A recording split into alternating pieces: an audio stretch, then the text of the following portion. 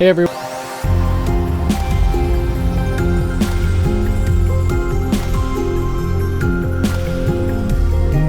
Period is the dot. The dot is a point in time or space. That's why it's called a period. Periodicity refers to the measure of space and time.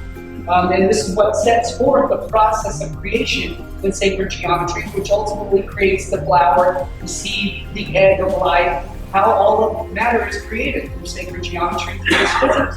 Again, we find this is the cavitation or the implosion of life. Again, when the sperm penetrates and cavitates the egg, creates the fetus inside the womb. And again, the sacred womb itself is also depicted by the cardioid, the 5 spirals cavitating just inside the uterus, as above, so below the belt, as I refer to it. So below the belt in the uterus, so too in the sacred heart above. The chest cavity is literally, when viewed from above, from a superior angle looking down, it's literally producing that sacred cardioid spiral form, which cavitates or implodes internally, which is the heart is found directly at the center of the 5 cavitating spirals.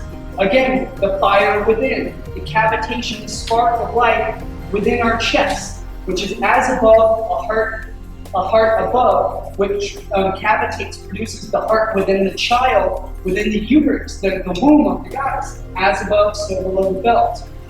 Again, depicted in the sacred womb, which is the spiral, the vortex is what creates the umbilical cord. It's literally a spiral cavitating vortex which implodes into the stomach of the child as it does within the womb of the mother, as above, so below. And this is what nourishes, and it's the fruit. The child is the fruit of the tree of knowledge. It's the fruit of our labor.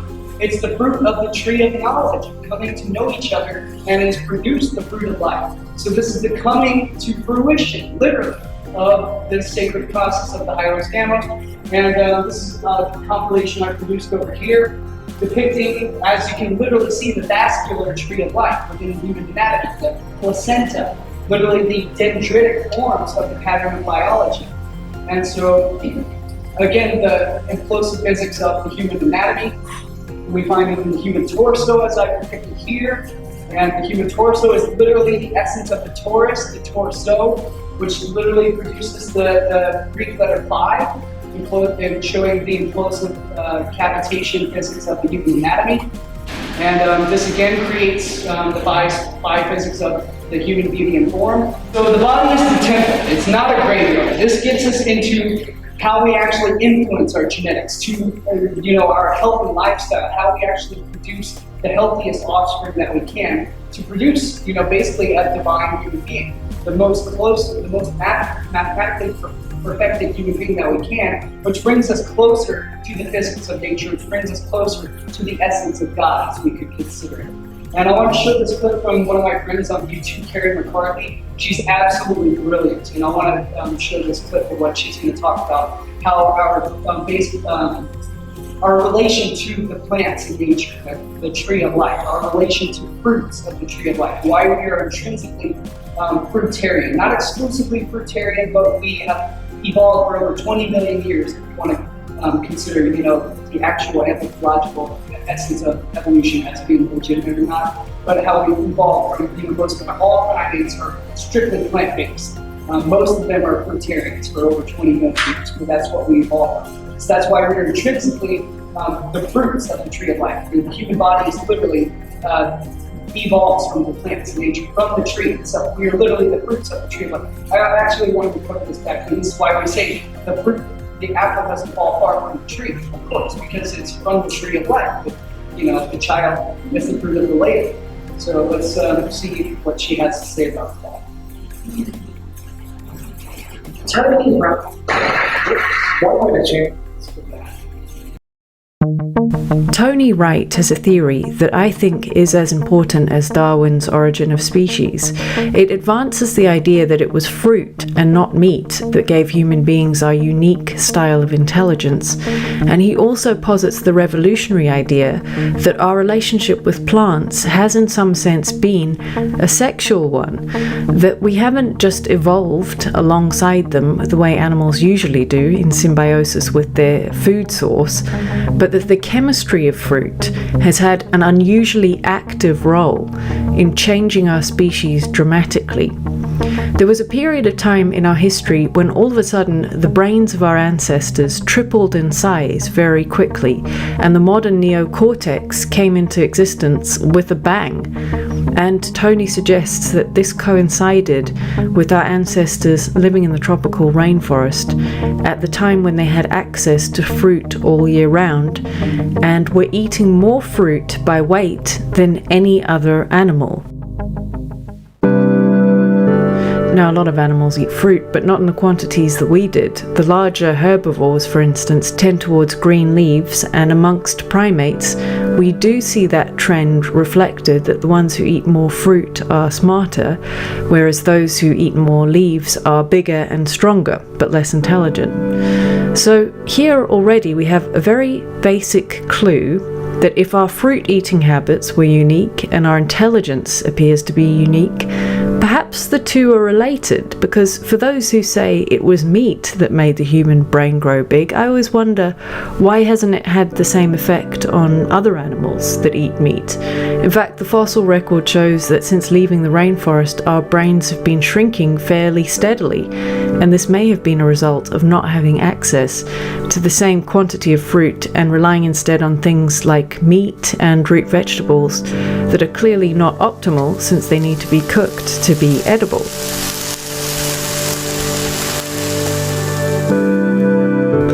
So why is this an almost sexual relationship with fruit then? Well, Tony's theory suggests that one of the key mechanisms by which plants influenced our species dramatically comes from the fact that the fruit of a plant is the equivalent of a mammal's uterus. Fruit is a reproductive organ, and so the hormones it contains are about generating and shaping life. Therefore, if ancient man was eating kilos and kilos of fruit every day, if it was the main thing in his diet, then he would be flooding his bloodstream with chemicals that made it a bit like a reproductive environment flowing through his veins. And some of these hormones were triggering hormonal switches on our DNA and changing the way it was read by the body, therefore causing unusually dramatic shifts in our species over a very short period of time. If you want to read more about what these changes were, the increase in brain size, of course, extended juvenility, and so on, I'll link to Tony's books below this video. But the point of making this is to say, be part of this research if you can. Was that it? Oh yeah, that's the end of the clip there. So let's get into a brief explanation of epigenetic expression by Dr. Dean Ornish. Most of you guys are probably familiar with the work of Dr. Bruce Lipton in epigenetics. Well, Dr. Dean Ornish is actually the guy that first discovered the process of epigenetics. Dean Ornish is an actual practicing scientist, whereas Bruce Lipton isn't. Bruce is great, I love him, but Dean Ornish is the man. He is one of the only men on Earth to actually reverse heart disease, which is the leading cause of death on Earth today. And this guy you have to follow Dr. Dean Ornish's work. He's absolutely, I consider him to be the realest, closest thing we have to a real guru, a spiritual guru on Earth today. And I mean that in the scientific sense. Like Ornish, O-R-N-I-S-H. Yeah, he's incredible. His newest book, Undo It, is basically how to reverse most chronic diseases, especially heart disease. One way to change our genes is to make new ones, as Craig Venter has so elegantly shown. Another is to change our lifestyles. And what we're learning is how powerful and dynamic these changes can be, that you don't have to wait very long to see the benefits. When you eat healthier, manage stress, exercise, and love more, your brain actually gets more blood flow and more oxygen. But more than that, your brain gets measurably bigger. Things that were thought impossible just a few years ago can actually be measured now. This was figured out by Robin Williams a few years before the rest of us. Now, there's some things that you can do to make your brain grow new brain cells. Some of my favorite things like chocolate and tea, blueberries, alcohol in moderation, stress management, and cannabinoids found in marijuana. I'm just the messenger. What were we just talking about? And other things that can make it worse. It can cause you to lose brain cells, the usual suspects like saturated fat and sugar, nicotine, opiates, cocaine, too much alcohol, and chronic stress. Your skin gets more blood flow when you change your lifestyle, so you age less quickly. Your skin doesn't wrinkle as much. Your heart gets more blood flow. We've shown that you can actually reverse heart disease, that these clogged arteries that you see in the upper left, after only a year, become measurably less clogged. And the cardiac PET scan shown in the lower left, the blue means no blood flow. A year later, orange and white is maximal blood flow.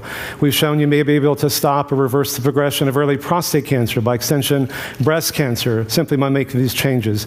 We found that tumor growth in vitro was inhibited 70% in the group that made these changes, whereas only 9% in the comparison group. These differences were highly significant. Even your sexual organs get more blood flow, so you increase sexual potency. One of the most effective anti-smoking ads was done by the Department of Health Services, showing that nicotine, which constricts your arteries, can cause a heart attack or a stroke, but it also causes impotence. Half of guys who smoke are impotent. How sexy is that? Now, we're about to publish 2 new studies, one in collaboration with Dr. Elizabeth Blackburn, who won a Lasker Prize a couple of years ago for discovering telomerase. Telomerase is an enzyme that repairs telomeres, which are the ends of your chromosomes that control how long you live, obviously pretty important. And what we showed is that simply in just 3 months, by making these simple changes, you can actually increase your telomerase, thereby lengthening your telomeres and living longer. And we're also about to publish a study, the first study showing you can change gene expression in men with prostate cancer. This is what's called a heat map, and the different colors, and along the side on the right are different genes. And we found that over 500 genes were favorably changed, in effect turning on the good genes, the disease-preventing genes, turning off the disease-promoting genes. And so these findings, I think, are really very powerful. They're giving many people new hope and new choices. And companies like Navigenics and DNA Direct and 23andMe that are giving you your genetic profiles are getting some people a sense of, gosh, well, what can I do about it? Well, our genes are not our fate, and if we make these changes, they're a predisposition, but if we make bigger changes than we might have made otherwise, we can actually change how our genes are expressed. Thank you. So the changes he's referring to are strictly a whole food plant-based lifestyle. He's now advocating a strictly vegan lifestyle, but everything, it's all referring to more plants, less meat, less animal products. That's how you achieve those changes that he's talking about. And his new work is going much deeper. His new studies are involved in how to reverse Alzheimer's disease using a whole food plant-based lifestyle. So now we're going to show, I know we're running a little bit over time here, but I'm going to keep going until somebody's good. Okay. I'll keep going. All right, yeah, I'll keep going until somebody says, tell me to stop. But so we're going to cover I want to cover the law of correspondence. That's what all of this has been leading up to. This is some of the graphics I've shown of how plants in nature have a direct representation in the human anatomy. The law of correspondence is also referred to as the doctrine of signatures, basically stating that herbs resembling various parts of the body have been known in ancient times by herbalists the world over to treat ailments or conditions relating to the structures of the human body, based upon how that signature is expressed. Referring to, I'm sure most of you guys have seen tomatoes looking like human lungs, mushrooms looking like ears, celery as the bones, on and on and on. The avocado as the womb. I'm sure you guys have seen those floating around. Well, I've produced a lot of my own unique examples that nobody's seen before.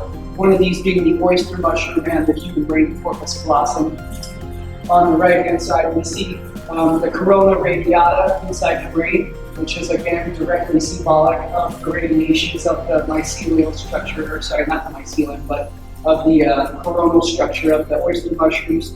Again, direct representations of what in ancient times they knew of as basically, again, doctrine of signatures. Basically, they saw how the signatures could be used to treat certain ailments, which George Fraser in his book, The Golden Bough, referred to this as homeopathic magic or sympathetic magic. Basically, which is it's not a real science. I consider it a pseudoscience, but I like to utilize it as sort of a supplement to the real science that I like to present. I don't use that as, I don't refer to that as being legitimate in and of itself, because, there's people who think that like eating brains will, give you a bigger brain, all that. This is for the people that actually have brains. If you eat sentient animals, you will have sentience. Those that don't eat sentient animals lack sentience. That's a pretty good heuristic to realize. What? I'd love to hear your comments on that in the section down below, so that way I can go through and read some of what you have to say about it. If this is the type of content that interests you, make sure to check out my full presentations, as well as my further research, my further films, and my previous videos that you can find in the full archives at patreon.com/liftingtheveil. The link will be in the description below, and all my cited source links will be in that article description as well. And I'm sorry I didn't want to make this too long. I wanted to make this a short video. And as always, I want to thank you guys for taking the time to watch my videos. If you enjoy this information, please share it around with anyone who you think might also appreciate the information. It's my greatest passion, and my purpose and my mission is to continue to produce genuinely inspired and meaningful, uplifting content, intellectual pieces of art. We haven't even begun to scratch the surface of just how much info is ready and waiting to be produced. I can't even keep up with the amount of output, let alone the amount of writing that is coming through. We haven't even gotten started yet. We are just warming up. And so we just need to take care of this business, guys, because as it stands right now, I am not able to do this full time. I simply am not making enough to pay off the amount of effort that goes into these. So I can't practically do it right now. So we have to meet these minimum goals. Otherwise, I can't do this. Please help me continue in this mission. And check out the merch in the links below. Help support my channel that way, or support my channel on patreon.com/liftingtheveil. Links in the description below. And I will see you guys in the next video. There is so much more content coming up.